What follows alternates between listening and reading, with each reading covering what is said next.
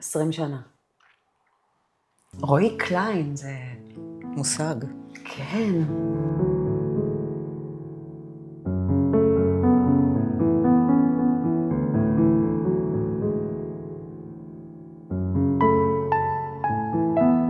איך זה מסתדר להיות אחות של רועי קליין? קודם כל, זה תמיד גאווה, ותמיד תחושה ככה של משהו מאוד מאוד ראוי, ומאוד, איך אחותי אמרה פעם, הלוואי שנהיה בשולי גלימתו, באמת, מהדברים שהוא עשה, ומהדברים שעוד גדלים לאורו ולזכרו. ובגלל זה גם הרבה שנים היה קשה לי לדבר עליו, כי כאילו לא רציתי שיקחו לי את הרועי שלי. זה חבר טוב. הכי טוב. הכי טוב. בני עקיבא. ואחרי זה באותו חדר בעלי, במכינה. נכון. כאילו... קורס צלילה שעשינו ביחד, הוא היה בן זוג שלי בקורס צלילה, טיולים שעשינו ביחד. המגד סמגד זה זוגיות. 1.5 שנה, נכון? כן, זה לישון ביחד, לחלוק, לדאוג, לשתף בדברים אישיים. ילד מאוד פיקח ונבון, הוא עשה בגרות במתמטיקה, כאילו לפני הזמן, אחר כך היה באיזושהי תוכנית של מצטיינים. מוצלח, בונה טיסנים להנאתו. כן, יום אחד באתי אליו לחדר, אני רואה אותו שוכב ככה וקורא. אני אומרת לו, מה אתה עושה? לומד למתמטיקה. ככה. תמיד ידעתי שהוא משהו מיוחד. תמיד, תמיד. פעם כשהיינו בלבנון, אז מחבלים היו מגיעים ממש מתחת למוצב ציפורן, ומדברים, ומתצפתים ומצביעים. והיינו מתים לשמוע מה הם אומרים. אז רועי הלך וקנה צעצוע שזה כמו צלחת כזאת שמגבירה את הקול של מי שמדבר, עם אוזניות.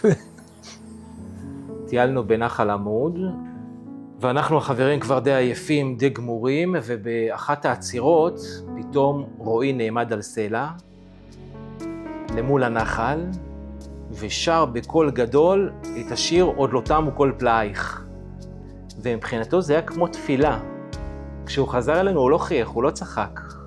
זאת הייתה אהבה של רועי לארץ. אוף, אני מצטערת שלא זכיתי להכיר אותו.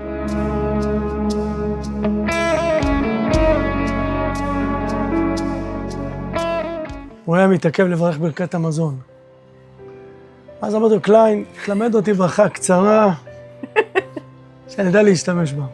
אז עד היום, כן. אני מברך את הברכה הזאת כל ארוחת צהריים, כל ארוחה. ואני אומר, זה רועי לימד אותי. באמת? כן. אני חושב שאם הייתי צריך לאפיין את רועי, זה באמת להתרכז באור. היה לרועי גם קטע לא לדבר רע על אנשים אחרים. הוא היה יודע מה שנקרא איכשהו לקחת את השיחה ולהעביר אותה למקום אחר. אני חושב שזה היה באמת דבר מאוד גדול אצלו, גם לא לדבר רע על אנשים, וגם לראות את האור ואת הטוב בכל דבר. אני זוכר אותו לומד בשקדנות תהומית על בית המקדש, המידות שלו, ב3 לפנות בוקר. ובאותה נשימה קונה צעצועים לילדים הקטנים. ומספר לי על עצי פרי שהוא נטע בבית החדש. הוא היה מצחיק, היה לו הומור ייחודי. הצחוק המתגלגל. כולם מספרים שזה היה הצחוק הכי מתגלגל ויפה. נכון. את זוכרת את הצחוק? אז למזלי הבן שלי יש להם צחוק דומה. באמת? וגם לי, כנראה, ככה אומרים לי. אסור דווקא יגיד.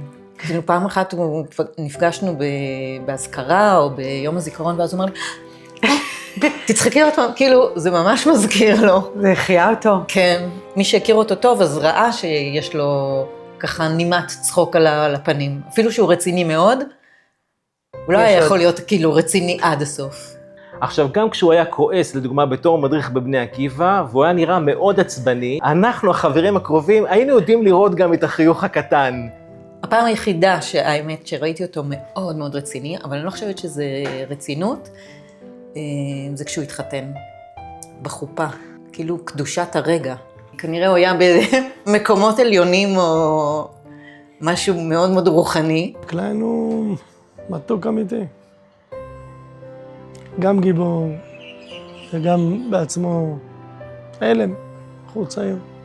גם בעל ואבא, אוהב, רגיש, עדין, כן, ולב גדול, וגם לוחם, הכל היה בו, אה? הכל. מה שאתה מרגיש בסוף זה הרצון כן לעמוד במשימה, שבסוף המשימה זה נגזרת של ערכים מסוימים, כמו באמת אהבת העם והארץ, ובאמת תרומה למדינה.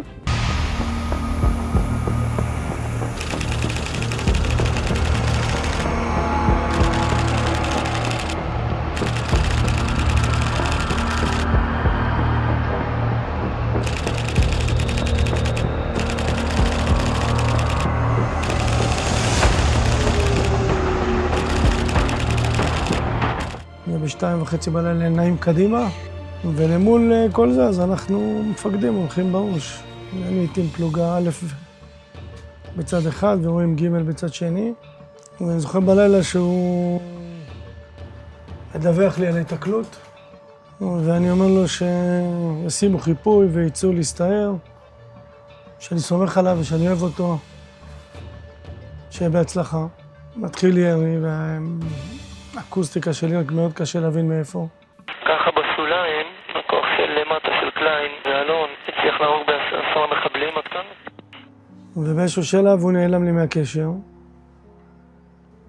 ואז עם אלון חכים המ"פ שאומר לי, אל תפריע, תן לנהל את זה. אתה מרגיש שזה בשליטה, יש לך גיבורים למטה. מפנים את הפצועים. ובסביבות 3 בצהריים,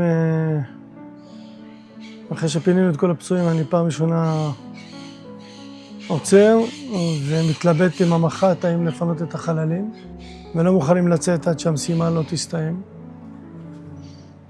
כמה שחטפנו והיה קשה, אבל הייתה לנו נחישות שאנחנו לא יוצאים עד שמשלימים את המשימה.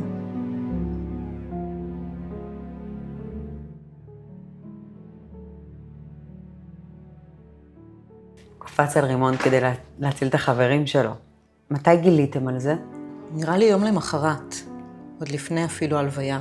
הוא נקבר ביום הולדת שלו, ואני זוכרת שככה עוד רצו השמועות, לא האמנו.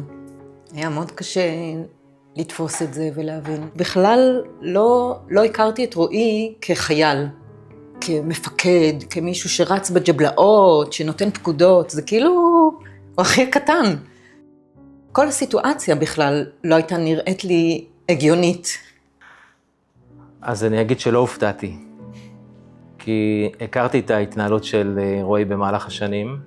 זה היה רועי, קודם כל לתת לאחר, ואם אני יכול לשתות פחות כדי שלך יהיה יותר, אז זה מה שאני אעשה. אני חושב שרועי חי חיים של גבורה, חיים של נתינה, וזה פשוט המעשה האחרון, רק ביטא גבורה של חיים שלמים. רועי לימד אותנו, לימד אותי, שחיים של גבורה לאו דווקא צריך לקפוץ בהם על רימונים. אתה יכול להבחין ואתה יכול לראות מי צריך כרגע עזרה, מי צריך כרגע סיוע, ולתת קצת ממך לאחר, זאת גבורה אמיתית. לפעמים חיים יכולים להתנקז לאיזה אלפית שנייה, והמסירות האינסופית שלו, והגבורה שלו, והאהבה, והדאגה לחיילים, ורצון לשמור עליהם ולהחזיר אותם הביתה, והכל ביחד. אז מה הנושאת שלו? לא, זאת קלישאה. אני זוכרת ממש את הסימן שאלה בפנוכו שלי של איך אפשר לחיות עם האובדן הזה כל כך הרבה שנים. ולאט לאט את לומדת פשוט איך לחיות עם זה. אז קודם כל, גם בחלוף הזמן, אז אני מוצא את עצמי גם מתגעגע וגם חושב עליו. ובאיזשהו מקום גם יש פינה קטנה, אני עוד מצפה לטלפון שהוא יתקשר אליי ויגיד לי, תקשיב, היה קשה, היה מורכב, אבל הנה, יצאתי מזה. אני מתגעגעת למה שהוא היה יכול להיות, של לגדל את הבנים שלו, ואני בטוחה שהוא היה באיזה תפקיד משמעותי, אם לא בצבא, אז בחברה הישראלית.